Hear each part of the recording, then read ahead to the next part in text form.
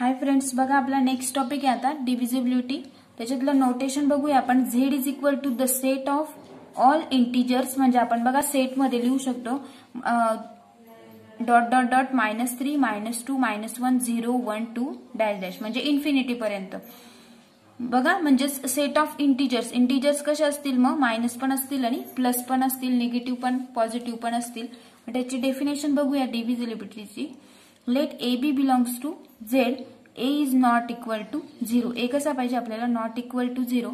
We say that A divides B written as A divides B. आपण कसं लिहू शकतो मग त्याला? डिवाइड्स बी कसं लिहू शकतो? A divided by B. If there exist C belongs to Z such that B equal to A into C. For example बघूया आपण आता. जर आपण 3 डिवाइड्स 15 घेतलं बिकॉज 15 आलं. आपण बघा 3 divided by 15 because 15 is equal to 3 into 5. मग आपण 15 कसं लिहू शकतो? 3 into 5. Next B -3 divided by 27 because 27. आता 27 आपण कसं लिहू शकतो? -3 इंटू -9. कारण व्हॅल्यू कशी ती आपली पॉझिटिव्ह आहे म्हणून दोघं निगेटिव्ह निगेटिव्ह घेतले तर आन्सर कसं येईल आपल्याला? Positive. Next C A third. A divides 0 for any A belongs to Z because 0 equal to 0. आपण जर आपल्याला व्हॅल्यू 0 हवी असेल तर आपण कसं लिहू शकतो? A into 0. If A divides B that is if B equal to AC, then we also say that B divisible by A or B is a multiple of A or A is a divisor of B or A is a factor of बी. बघा मग त्याला आपण कसं denote करू शकतो? B equal to A C ला की B is a divisible by A, B is a multiple of A or A is a divisor of B किंवा A is a factor of B. अशा वेगवेगळ्या पद्धतीने आपण त्याला रीड करू शकतो. If no integer C exist such that B equal to A C then we say that A does not divisible by B. Since म्हणजेच ए equal to जर आपण घेतला, ए व्हॅल्यू येण्यासाठी आपल्याला काय करावं लागेल? A is equal to A into 1 is equal to -a -1 -a into -1 for every a belongs to Z.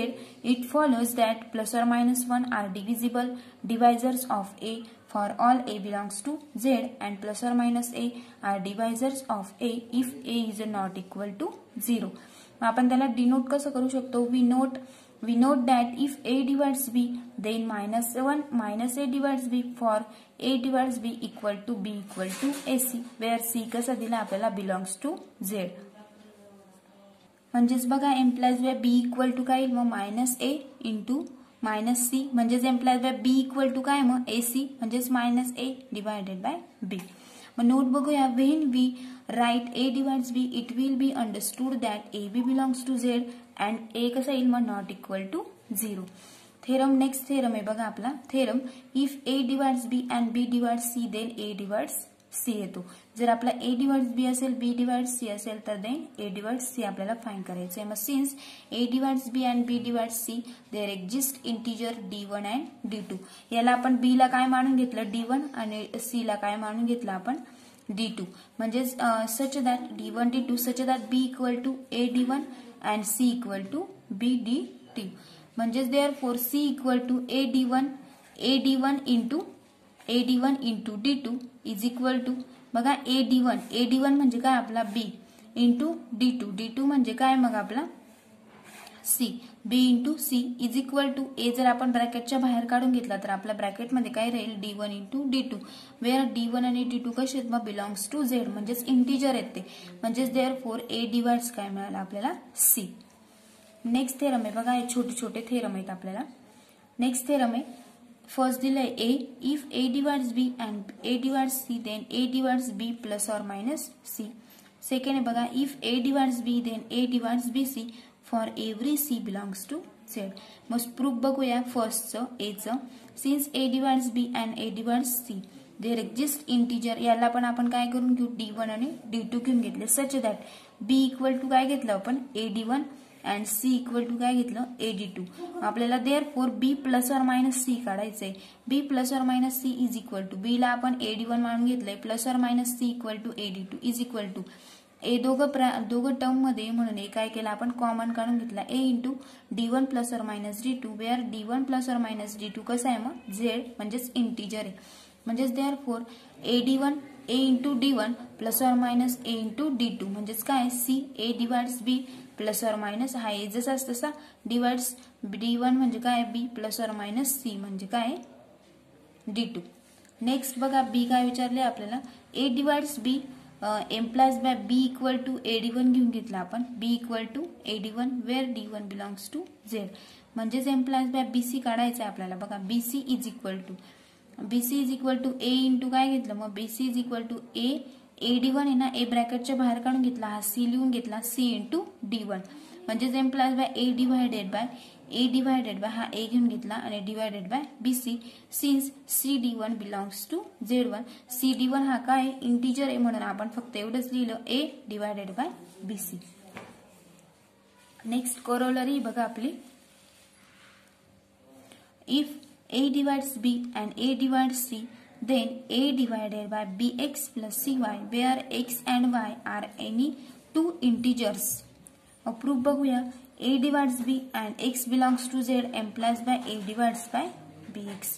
मग A divided by C and Y belongs to Z implies by A divides काय येईल मग आपलं C into Y कारण Y कसा belongs करतोय Z. Next A divides आपण BX घेतलं A डिवाइड बाय आपल्याला कारण BX प्लस CY दिलंय मग A divided by BX and A divided by CY implies by काय येईल मग A आपल्या दोघं टर्म मध्ये दिसतोय म्हणून A कॉमन घेतला A divides by BX plus CY. Alternatively बघा अल्टरनेटिव्हली आपण कसं सॉल्व्ह करू शकतो हे A divides by B implies by B equal to A K1 घेतला फॉर सम K1 कसं आहे मग बिलॉंग्स टू Z. मग next A divided by C implies by C equal to काय घेऊन घेतला AK2 for some K belongs to Z म्हणजेच therefore BX plus आपल्याला काय काढायचंय BX plus CY is equal to B म्हणजे काय घेतला AK1 into X as it is plus C म्हणजे काय घेतला AK2 Y as it is म्हणजेच इज इक्वल टू A दोघं ब्रॅकेटमध्ये म्हणून कॉमन काढून घेतला A into K1X plus K2Y म्हणजेच हेन्स A आपला as it is A divided by याच्यात ह्या दोघं टर्म कशा मिळाल्या A divided by BX plus CY म्हणजेच देअरफॉर BX प्लस CY म्हणजे काय therefore since K1X plus K2Y belongs to Z.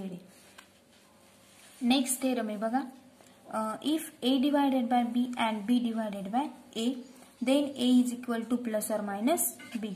Proof since A divided by B and B divides A there exists integer d1 d2 such that B equal to A d1 and A is equal to B d2.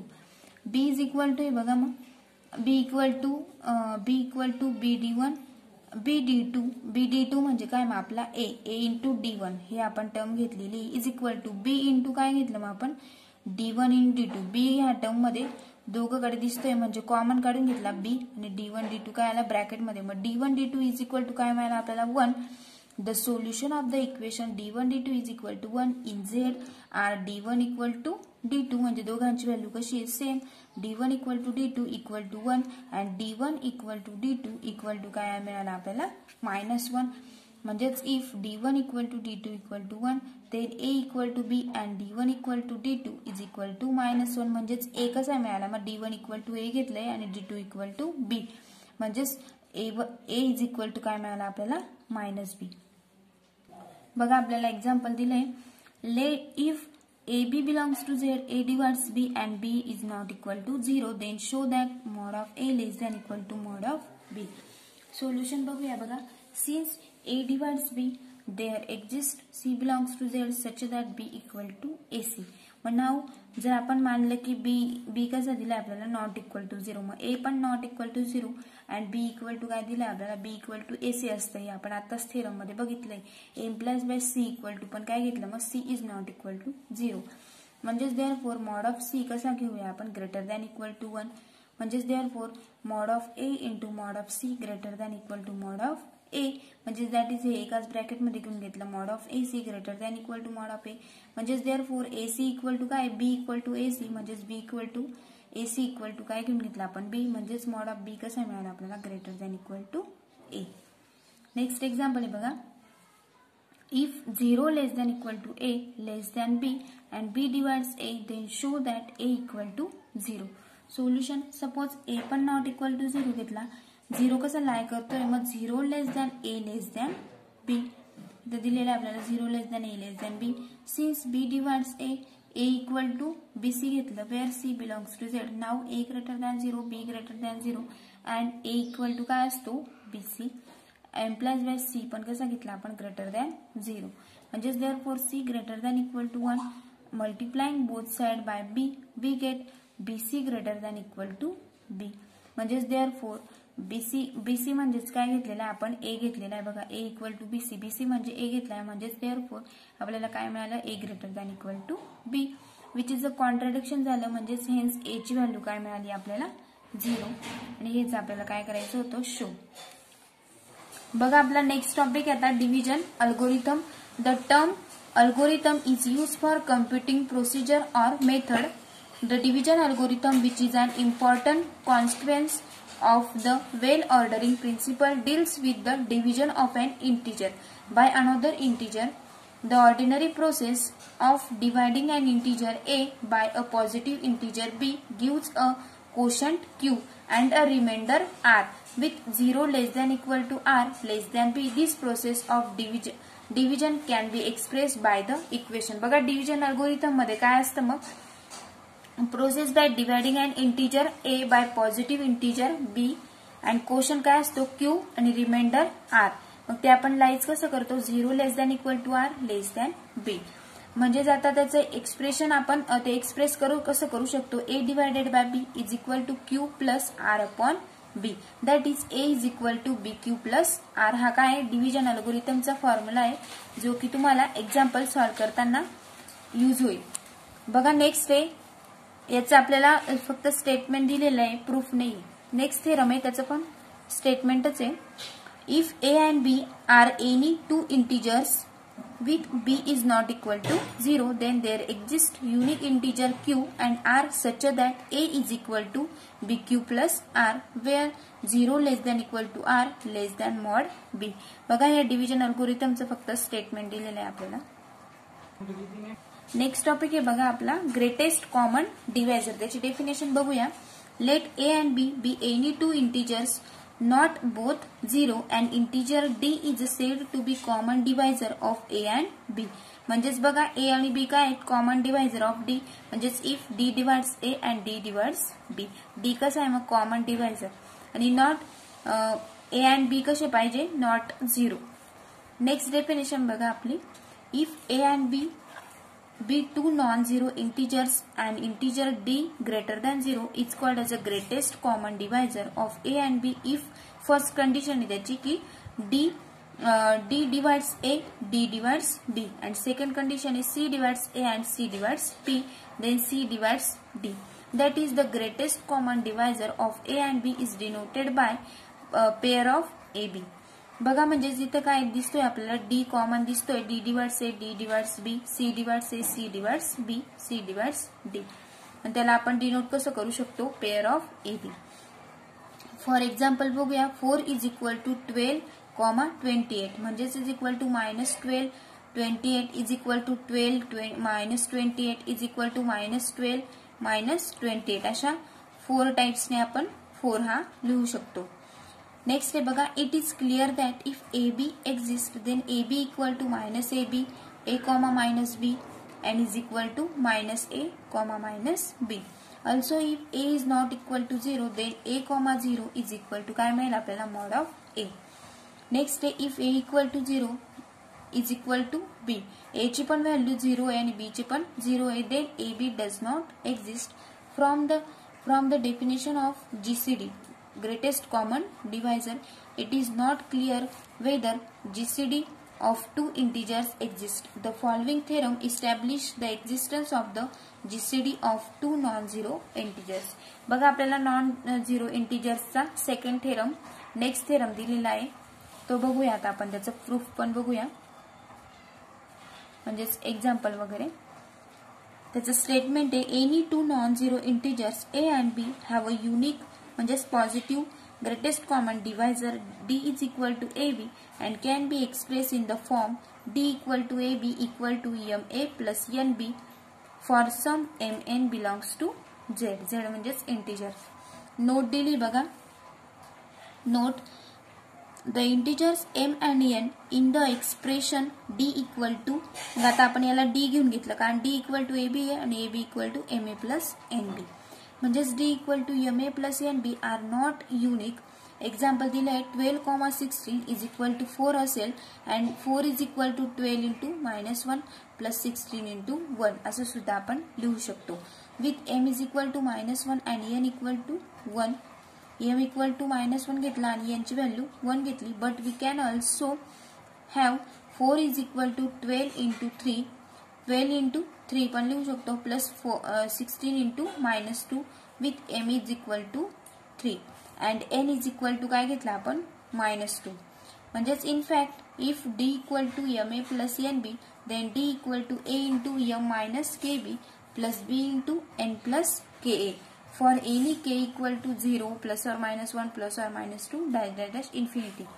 This shows that there exist infinitely many pairs of m and n such that d is equal to ma plus nb. म्हणजेच खूप सारे आपल्याला pairs मिळू शकतात त्याच्या, म्हणजेच d ची value आपण as it is ma plus nb.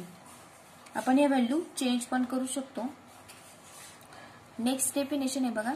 If two integers a and b are said to be relatively prime if pair of ab is equal to 1. The fact that ab equal to 1 is sometimes expressed by saying that a and b are co-prime or by saying that a is a prime to b.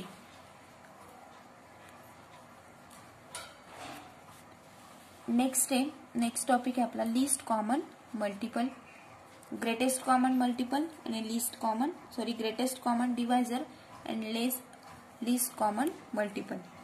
Late a and b B non zero integers then the least common multiple म्हणजेच LCM short form आहे त्याचा of a and b is defined to be to a positive integer d such that first condition आहे त्याची a divides d and a divides d and b divides d. Second condition आहे a divides c and b divides c then d divides c. हे definition लक्षात ठेवायची.